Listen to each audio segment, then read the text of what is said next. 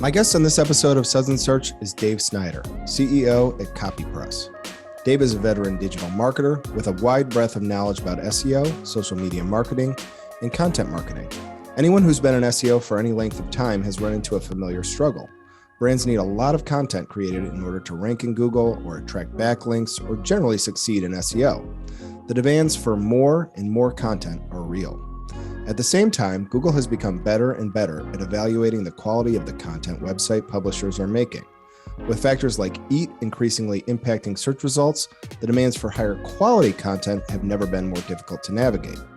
Dave's agency CopyPress has become the go-to source for brands looking to scale their content. CopyPress's talented team of writers and editors works with agencies like SearchLab, as well as marketing departments at some of the most iconic companies on the Fortune 500 list. One of the most challenging things about copywriting is that it's an intrinsically human-based activity. There's no automating it. Eventually, a human being has to look at a white piece of paper and start writing. Dave is the perfect guest to break down how to run a large-scale content operation that produces great content. Grab something cold to drink and join me for a conversation with Dave Snyder. We'll talk about how to hire good copywriters, a topic he calls infobesity, and I had to ask him about the world-famous Burn Steakhouse in his hometown of Tampa, Florida. Dave Snyder, welcome to Suds Search. How you doing? Doing wonderful. Wonderfully. Doing great. Awesome. Well, I'm really excited to have you on. We're going to talk a lot about content and how to do it well and how to scale it. And the tension seems to me, I really wanted to start out talking to you about scaling a content operation, so doing a lot of it. And the tension seems like, every day, high quality content, the bar just keeps getting higher and it becomes more and more important. But at the same time, there are these demands to create a lot of content. We need to get it out. We need to get our message out to the audience. I wonder how you guys at CopyPress balance, this idea of writing for the web in the age of EAT and quality raters and all the technology that goes into evaluating quality with your demands to just, you do need to actually create a lot of this content. How do you balance those two things?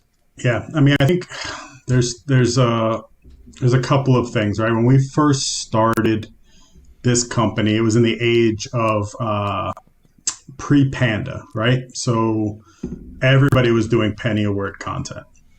And so we started out there as well. And I've always been really transparent about that. Like, we were a content mill.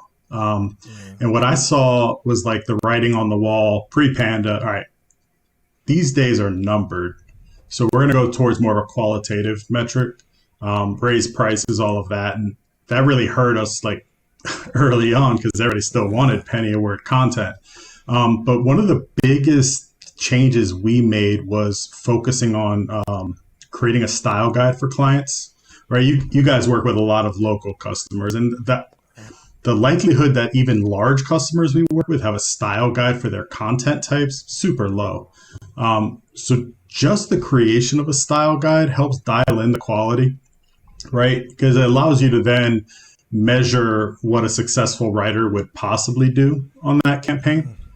And then, beyond that, the other layers we started adding in, direct writer to publishing rarely works, specifically at scale. So then you're talking about editors, yes, but also QA people on top of the editors, right? And so it's building a multi-level system where it starts at the very beginning with a style guide and then flows through writing, editing, and QA as well. From the balance perspective, I think it's being like really transparent with your customer, right? Of saying, okay, look, your desires are here, right? Your needs are probably more here and your budget's here, right? And so it's like playing that game of like, all right, well, we want super high quality, but I want to pay this rate for it. And how can we get it? And so it's like just having those transparent conversations of, look, really amazing magazine quality content, those people are getting paid $1 per word. So like, how do you bring your hopes and dreams down a little bit, and make sure that you're able, if you're looking to produce, because we produce for clients that want 1,000 articles in a month, right? Mm-hmm. Like at that scale, how do we find the labor that's needed and pay a good rate to writers to keep the quality high, but also have an expectation. It's similar. It's just the same as SEO. Like, you have that initial talk with your customer who owns a local pizzeria, and they're like, "Hey, I want to rank for pizza," and you're like, "Probably not." Right? Like maybe in local maps, maybe in this, but setting expectations and making sure you're on the same page, which I think all of us that run agencies know. 80% of the guys out there aren't doing that. They're just like, yeah, no, whatever you want, highest quality content, whatever. It's why we have people that stick around with us, though, because we're willing to tell them, we got to balance this somehow. I love it, and I mean, even as we've been talking, this is even more true. It's like there's no way to automate this kind of work.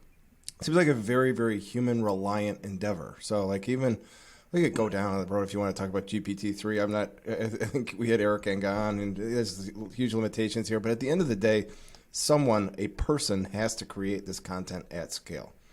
So that has me thinking about internal procedures, process documents, no small amount of planning. You mentioned style guides are really important to you guys. Really scale up a content operation. What do you need from the perspective of planning and strategy at the outset before you even write a word?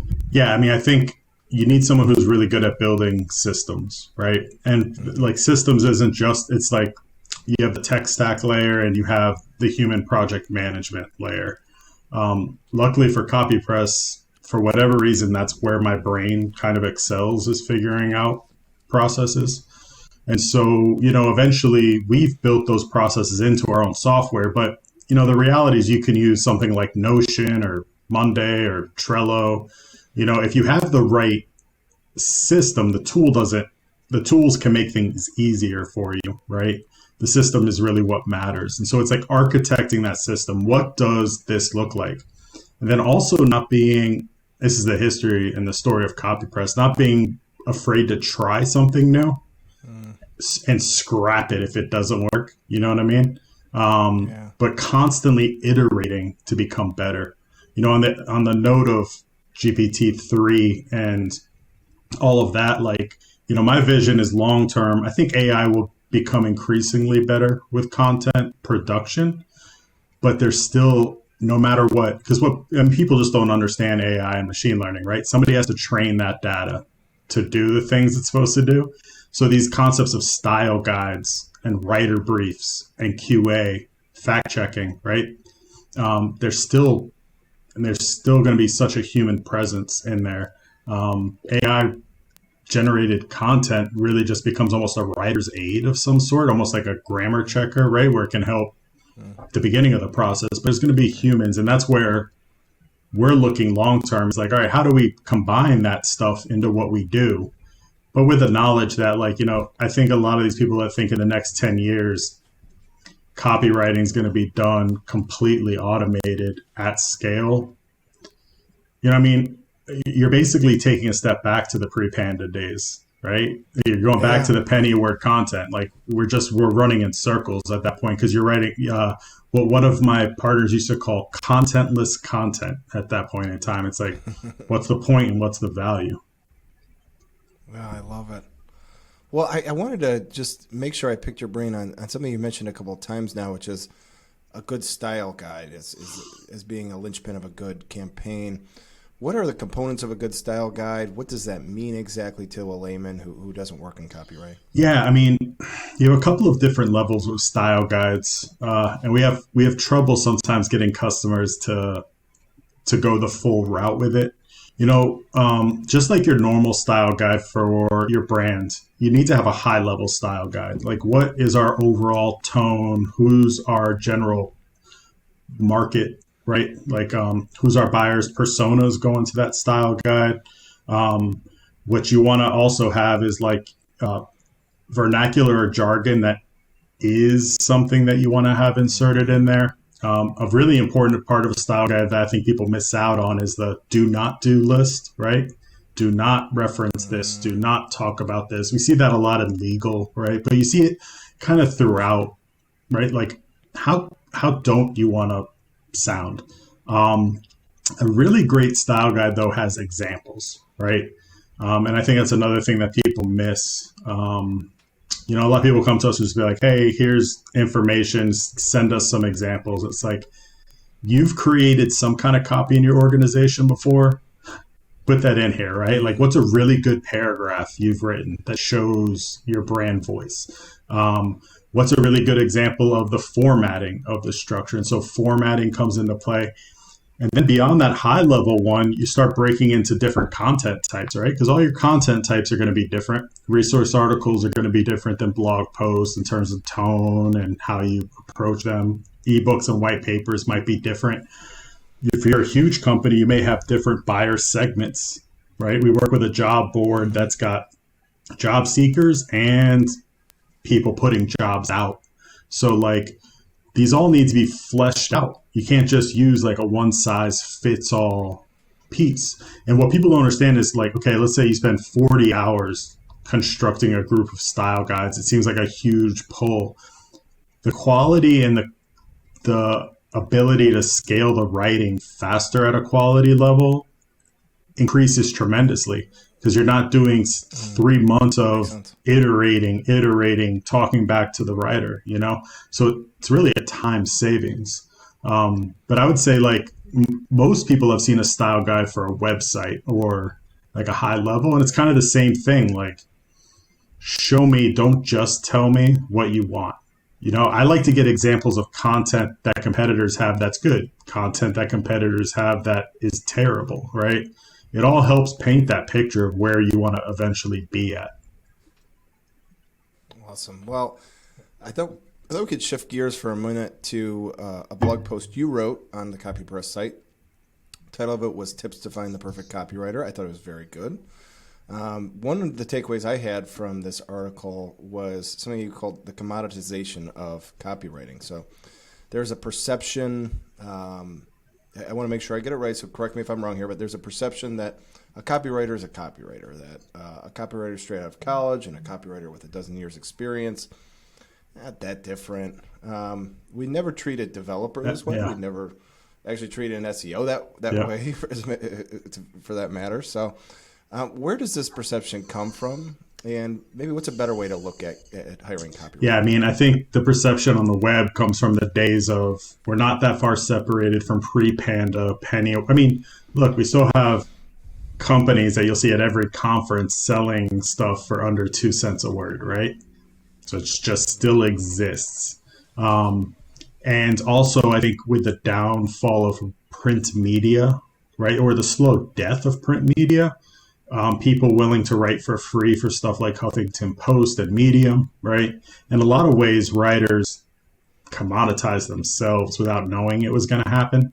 And I love seeing tools that are coming along now, like Substack or Patreon, which are, again, like, hey, I'm not going to just give this away, pay me for my stuff, But there was like a decade or so there of, writers losing their jobs at newspapers and magazines, writers writing for free on new online publications, and then companies offering like just to roll out contentless content at scale. And so I think all of those things led to the commoditization of copywriting. And so, we find ourselves at CopyPress in a very difficult situation sometimes, because I want to pay writers whatever they feel they're worth, right? That's my general feeling with any employee is if whatever you're worth and what I think you're worth is on the same page, that's what I want to pay you. But customers don't have that viewpoint, right? So every single customer I talk to, hey, how much can we discount this? You know what I mean? Like, and for us, we just cut into our margin because I'm not going to pay my writers lower than what we've already said we're going to pay. But I think we're rounding this corner now with content creators. Maybe some of it has to do with the influencer market that's also popped up around things, but also Patreon, Substack, right? People are becoming more comfortable with, you've got to pay for quality. But there is no difference between a really great copywriter and a really great developer. But and we know the downfall, right? If you have really bad copywriters, they're going to cost, and I try to do this all the time. Like I've got a bunch of calculations I run through people when they're like, hey, why do you charge what you do per word? And it's like, all right, let's break it down. You know what I mean? If you hire 3 really bad copywriters, you'll spend the next 3 months doing XYZ work, hours, whatever. You get what you pay for at the end of the day, So, right. McDonald's versus, a really good hamburger joint, like it's just, they're different things, and people think that there's a difference. They're the same because it's just copy, right? Just copy. Mm-hmm. But I do think that, we've seen it because people are willing to pay what our rates, and our revenue has grown for the last 4 years. So we've seen this tide turning slowly, right? And I think, a lot of it has to do with other things you brought up, like people realizing that quality is the core now. Quality over quantity, but quantity is still important as well in some cases. So I get it. Well, the other thing that I want to talk about from that same article is that this seems like a problem you must run into a lot. You'll have writers who are really good for writing for one industry. So like maybe they're excellent at writing about manufacturing, but then the challenge is they have a project for the hospitality industry. Like you said earlier, the industry jargon is so different between manufacturing and hospitality. The tone and voice are different. You mentioned that style guides and the client could be a big help in this, but what advice do you have for the writer to get out of their comfort zone? And maybe as the advice, don't do it. I think, similar to my philosophy on a lot of things is just know when you're a good fit for something and when you're not a good fit for something. The example I always give is another agency in the space contracted us to do a machine learning ebook. We took it on and we thought we had a writer for it, and the first feedback was terrible. I ended up having to write the whole ebook myself. And so it's like, sometimes the best choice is just not to take a project if it's not a good fit. But as a working copywriter, you kind of have to expand yourself, right? Unless you're going to be really, I do give a lot of advice to writers to become very focused on a niche and work your way into it, become an expert. But as a working copywriter, that might not always be the case. So if you get a gig in a space, immerse yourself in that space, right? The job of a good writer is to read as much as to write, and if you spend just a ton of time reading, think about the SEO space. If you read every single blog every day, you'd have the jargon and the stuff down in 30 days, right? It's not, at the end of the day, SEO isn't that complicated, where at least on a high level, you couldn't be writing about it. So I think that's the key, is just immersing yourself in it. And then on the other side too, like there's just some topics that you shouldn't be writing. I think a tip as well for writers is find somebody that you do know in that space and do some interview type questions with them as well. I think so often people are too afraid to just be like, all right, I have this piece on XYZ. Let me find somebody whose brain I can pick on it.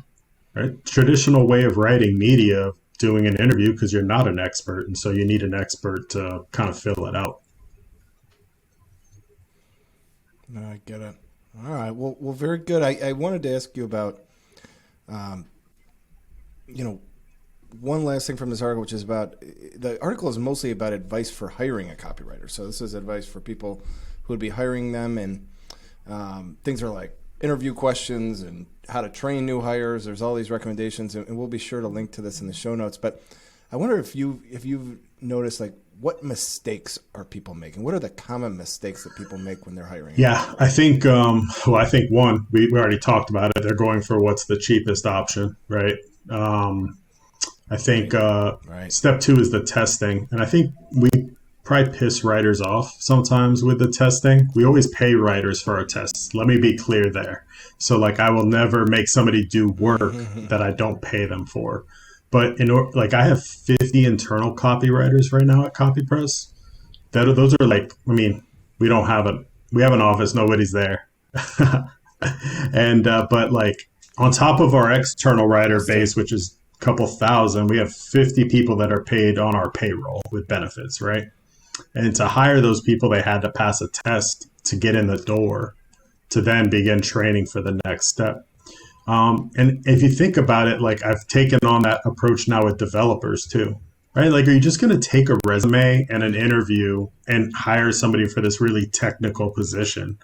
The same thing goes for copywriting, right? Like, oh, you worked here and there. What does that even mean? Let me see what you have and if it's a fit. So I think paying for testing is probably the best thing you can do when hiring a copywriter, because it's going to give you a really good idea of what you're starting out with.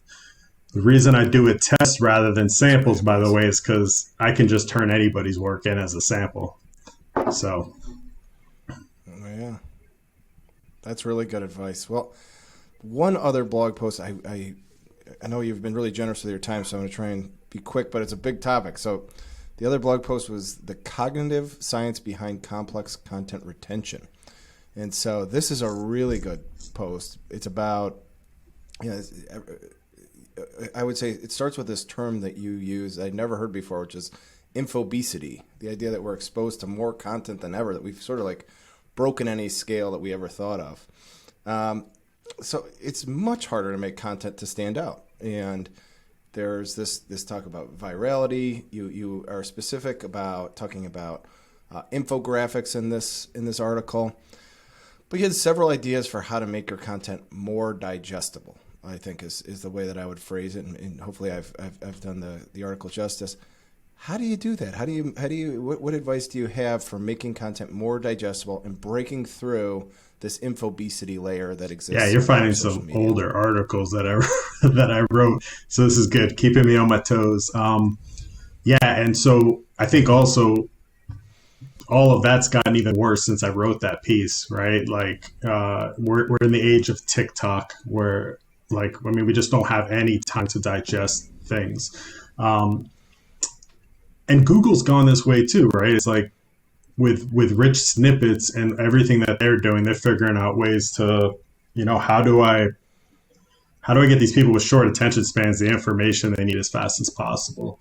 And so with that, I think Google from a search perspective. So this first part I'll say is informational, right? Like when you have informational content you want to get to people, thinking about how Google does get it done, and it's the old inverted pyramid from journalism days, right?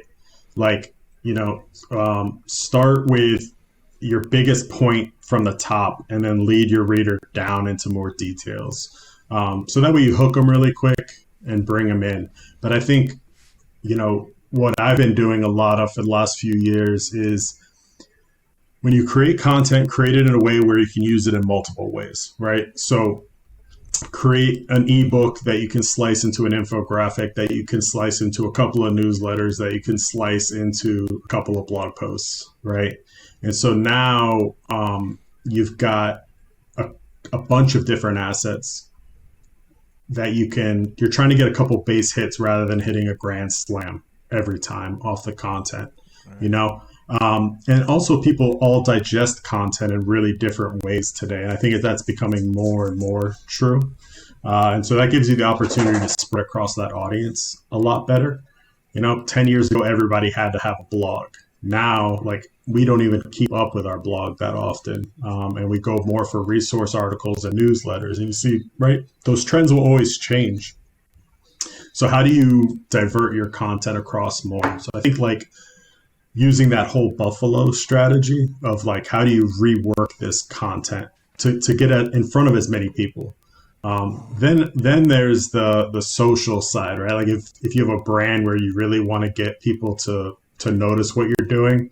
I don't know if I write about it in that piece, but I've talked a lot about Plutchik's wheel of emotion and getting the more emotion you can get from somebody, negative or positive, the more likely they're to interact with your content. That's a reality, right? It's why Trump was all over network news on both sides for 5 years. Why? Because on one side they loved him, on the other side they hate him, but no matter what, everybody wanted to interact. That's why he had the biggest Twitter account. Emotion drives stuff. Now, as a brand, you got to be super careful with that, right? But it's like that old analogy they have for Super Bowl ads. You either want to be the best Super Bowl ad or the worst Super Bowl ad, because those are the two that are going to get talked about, right? You know? And so when you're creating content that's more socially driven, you know, if you're not thinking about how close you can get to that emotional piece, because it's not just hate and love. There's also things like adoration, you know, like Apple is a great example of that. People just love that brand. How do you play off of that love? You know, that's where you get people to also stick.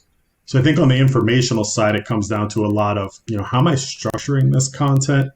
And how am I repurposing it in multiple ways? And on the more social side, it's what emotions can I drive from this?